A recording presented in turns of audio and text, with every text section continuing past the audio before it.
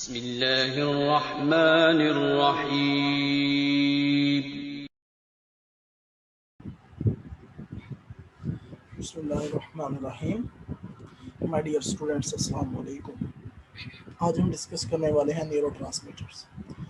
Basically जैसा कि मैंने अपने पिछले लेक्चर्स में भी आपको बताया है कि न्यूरोट्रांसमीटर्स जो होते हैं वो केमिकल सब्सटेंस होते हैं जो प्री सिनेप्टिक न्यूरॉन के टर्मिनल बटन्स से रिलीज़ होते हैं और सिनेप्टिक गैप को जंप करते हुए, सिनेप्टिक गैप से गुजरते हुए पोस्ट सिनेप्टिक न्यूरॉन्स पे जाकर जो है वो अटैच हो जाते हैं।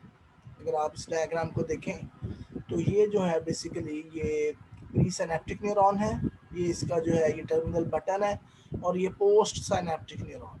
अब क्या हो रहा है, यहाँ से जो है वो न्यूरोट्रांसमीटर्स यहाँ पर रिलीज हो रहे हैं और अगले यहाँ से रिलीज होकर अगला जो न्यूरॉन है जिसको हम पोस्ट सिनेप्टिक न्यूरॉन कहते हैं, उसके ऊपर जो बाइंडिंग साइट्स होती हैं या रिसेप्टर्स होते हैं उनके अंदर जाकर जो है वो अटैच होते हैं।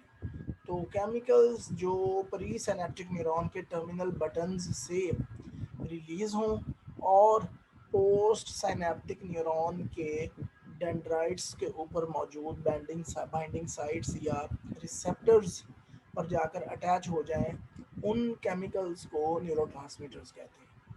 Neurotransmitters are the molecules responsible for transmitting information from one neuron to another neuron.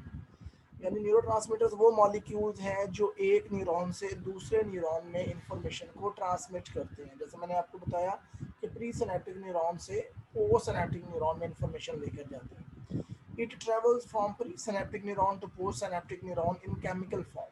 ये मैं आपको ऑलरेडी बता चुका हूँ। Neurotransmitters produce two types of effects.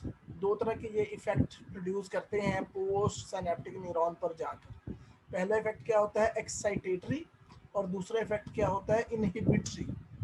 Excitatory neurotransmitter produce positive changes in presynaptic neuron, postsynaptic neuron, and inhibitory neurotransmitters produce negative changes in postsynaptic neuron. यहाँ पर postsynaptic neuron आना था, सॉरी, टाइपिंग की गलती थी, प्री सिनेप्टिक न्यूरॉन लिखा गया था।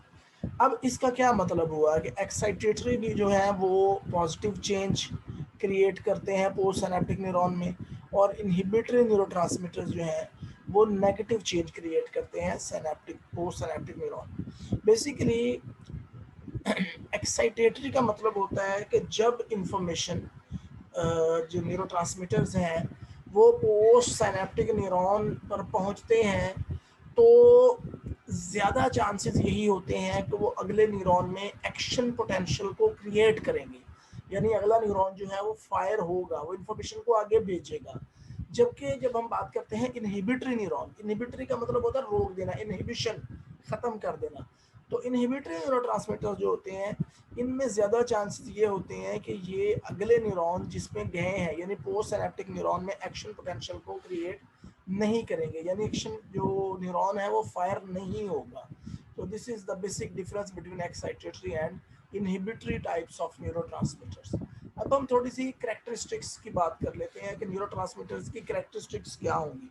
कैरेक्टरिस्टिक्स से मुराद ये है कि किस तरह के जो केमिकल्स होंगे हम उनको न्यूरोट्रांसमीटर कहेंगे। पहली जो इसकी खसूसियत है that is must be release from terminal button of pre synaptic neuron.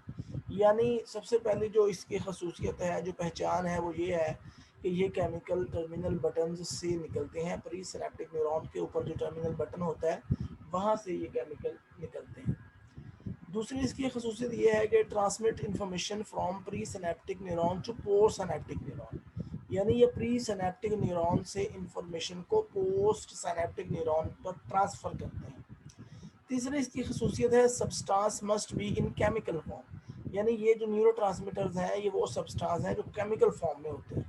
अगर क्या ऐसा सब्सटेंस कोई केमिकल फॉर्म में ना हो तो हम उसको न्यूरो ट्रांसमीटर नहीं कहेंगे। Substance must draw effect on post synaptic neuron, यानी ये जो न्यूरो ट्रांसमीटर है ये वो सब्सटेंस होता है जो पोस्ट सिनेप्टिक न्यूरॉन पर इफेक्ट ड्रॉ करेगा, या इनहिबिटरी करेगा या एक्साइटेटरी करेगा। अच्छा जी, अब आ जाते हैं आगे जो इम्पॉर्टेंट न्यूरोट्रांसमीटर्स हैं उनको देख लेते हैं। सबसे पहले acetyl choline. Acetylcholine is an excitatory neurotransmitter. मैंने आपको बता दिया है कि एक्साइटेटरी न्यूरोट्रांसमीटर क्या होता है। तो it is involve in learning, memory, tension and general intellectual functions. यानी ये लर्निंग को डील करते हैं, मेमोरी को डील करते हैं, अटेंशन को डील करते हैं और जनरल इंटेलेक्चुअल फंक्शनिंग, आपके आईक्यू से रिलेटेड जितनी भी फंक्शनिंग है, चाहे वो डिसीजन मेकिंग है, चाहे वो प्रॉब्लम सॉल्विंग है, चाहे वो एब्स्ट्रैक्ट रीजनिंग है, जजमेंट है, इन तमाम जो इंटेलेक्चुअल एक्टिविटीज़ को ये कंट्रोल करता है। Low level of acetylcholine leads to Alzheimer disease. जो एसिटाइलकोलिन का लो लेवल होता है वो अल्जाइमर डिजीज को क्रिएट करता है। But on the other hand when we talk about the excessive level, so it leads severe muscle spam.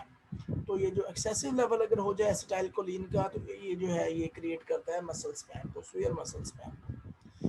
दूसरा जो न्यूरोट्रांसमीटर है that is glutamate. Glutamate also an excitatory neurotransmitter, and it also involved in learning, memory and movement। ये क्या है? ये learning, memory और movement को deal करता है। इट हेल्प्स इंफॉर्मेशन और message cross the synapse more efficiently. यानी ये उस मैसेज को मोर, यानी कि जब एक मैसेज प्री सिनेप्टिक न्यूरॉन से पोस्ट सिनेप्टिक न्यूरॉन में जाता है तो उस मैसेज को ये बड़े अच्छे तरीके से, बगैर किसी नुकसान के, बगैर ज़ाया हुए, ये एफिशिएंटली सिनेप्सिस को क्रॉस करवाता है और उसको हेल्प प्रोवाइड करता है to adjust on the binding sites of post synaptic neuron. यानी ये जो पोस्ट सिनेप्टिक न्यूरॉन की बाइंडिंग साइट्स होती हैं, वहां तक जाने में, सिनेप्स को क्रॉस करके प्री सिनेप्टिक न्यूरॉन से पोस्ट सिनेप्टिक न्यूरॉन तक जाने में ये उसकी हेल्प करता है, मैसेज की, ये information. High level of glutamate leads to epileptic seizure. अगर ग्लूटामेट का लेवल जो है वो ब्रेन में ज़्यादा हो जाए एज कम्पेयर टू नॉर्मल, तो उसमें क्या होता है कि एपिलेप्टिक सीजर्स पड़ने स्टार्ट हो सकते हैं, यानी जो मिर्गी के दौरे हैं वो स्टार्ट हो जाते हैं। आगे आ जाते हैं neurotransmitter that is norepinephrine. Norepinephrine is an excitatory neurotransmitter. ये भी एक्साइटेटरी न्यूरोट्रांसमीटर है। आपने याद रखना है, इम्तिहान के पॉइंट ऑफ व्यू से आपसे कोई भी पूछा जा सकता है कि एक्साइटेटरी न्यूरोट्रांसमीटर कौन सा है, या कोई भी आपको चार जो है वो न्यूरोट्रांसमीटर दिए जा सकते हैं और लिखा हो सकता है कि इनमें से एक्साइटेटरी न्यूरोट्रांसमीटर कौन सा है या इनहिबिटरी न्यूरोट्रांसमीटर कौन सा है। आगे चलते हैं। Norepinephrine is an excitatory neurotransmitter. Arousal state of fight or flight play important role in learning and memory retrieval। यानी ये वो न्यूरोट्रांसमीटर है जो फाइट और फ्लाइट में बॉडी को एनर्जी प्रोवाइड करता है। यानी फाइट और फ्लाइट का मतलब ये है कि अगर आपके सामने कोई थ्रेटनिंग स्टिमुलस आ गया है, कोई ऑब्जेक्ट आ गया है, यानी शेर आ गया है या कोई डॉग आ गया है या कोई भी ऐसी चीज़ जो जिससे आप डरती हैं, मतलब जिस तरह लड़कियां जो होती हैं वो कमरे में छिपकली आ जाए तो उससे डर जाती हैं और बाहर भाग जाती हैं, तो ये जो है, या अगर फॉर एग्जांपल अब छिपकली से लड़ती तो नहीं है ये, तो इसलिए हम फाइट तो नहीं कह सकते उसको। तो उसमें होता क्या है कि फॉर एग्जांपल आप बाजार में जा रहे हैं, कोई कुत्ता आपके सामने आ जाता है, तो आपके सामने अब दो ही रास्ते हैं, या आप उससे फाइट करेंगी या फ्लाइट करेंगी, यानी भाग जाएंगी। तब होगा क्या? दोनों सूरतों में आपकी बॉडी को एनर्जी चाहिए। तो इन सूरतों में आज ये जो नॉरएपिनेफ्रिन है बेसिकली ये आपकी बॉडी को एनर्जी प्रोवाइड करता है। एनर्जी प्रोवाइड कैसे करता है? आपके लंग्स को ज़्यादा जो है वो हेल्प प्रोवाइड करता है कि वो ज़्यादा जो है वो ऑक्सीजन आपको, आप सांस लेने के लिए प्रोवाइड करें। उसके अलावा आपकी टांगों को एनर्जी प्रोवाइड करता है कि वो दौड़ने में आपकी हेल्प करें। ग्लूकोज का लेवल हाई करता है ताकि वो एनर्जी प्रोवाइड करें आपको। Low level of norepinephrine leads mental disorders specially depression. अगर नॉरएपिनेफ्रिन का लेवल लो हो जाए तो डिप्रेशन जो है वो क्रिएट हो सकता है। But on the other hand when we talk about the excessive level of norepinephrine, so it can be cause to triggering anxiety in human being. तो अगर ज़्यादा हो जाए इंसान के अंदर तो ये एंजाइटी को क्रिएट कर सकता है।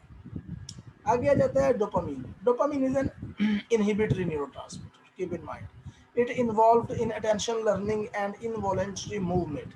ये अटेंशन को, लर्निंग को और इनवॉलेंट्री मूवमेंट को कंट्रोल करता है।